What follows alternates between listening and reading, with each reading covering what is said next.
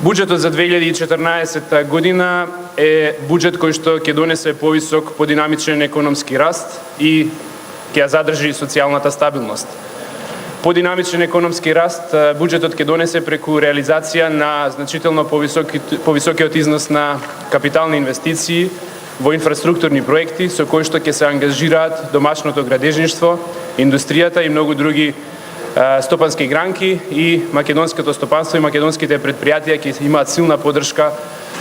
во текот на целата година и на тој начин ќе оствариме заеднички повисок економски раст.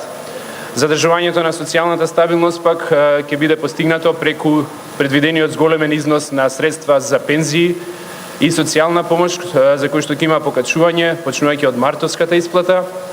како и зголемениот износ на субвенции за земјоделството, кој што е предвиден на историски највисоко ниво од 140 милиони евра.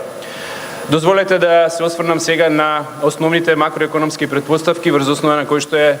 направен буџетот за 2014 година.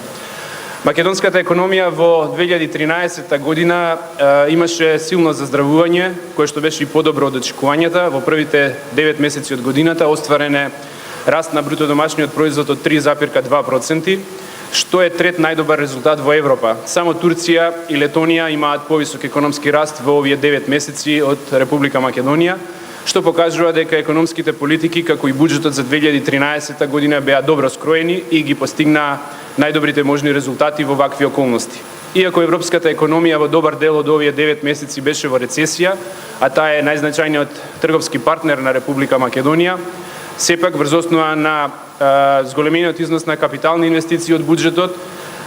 навремената и редовна исплата на сите обврски, која што се случи во првите месеци од годината, како и при крајот на минатата година, кога целосно државата се раздолжи кон стопанството,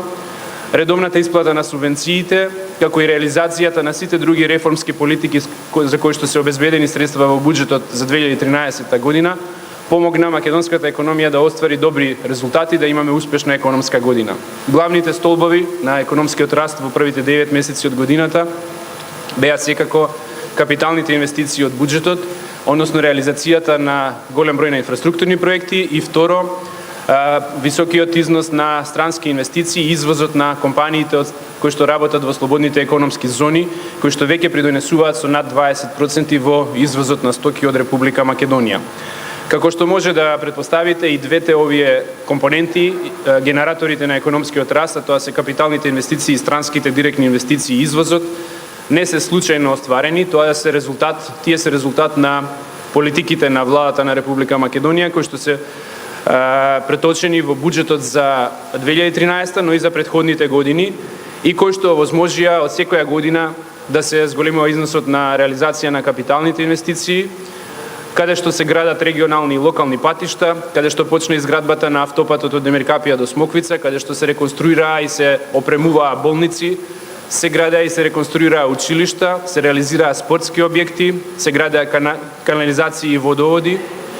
се градеа објекти за културата и се она што може да ја раздвижи економијата. Сето тоа значеше работа за македонските компании, ангажирање на македонски работници,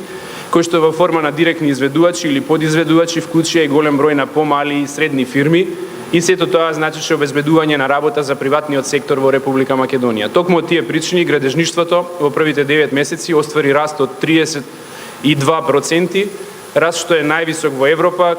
би рекол и нема друга земја во Европа каде што градежништвото во вакви услови на криза на економијата во Европа остварува раст.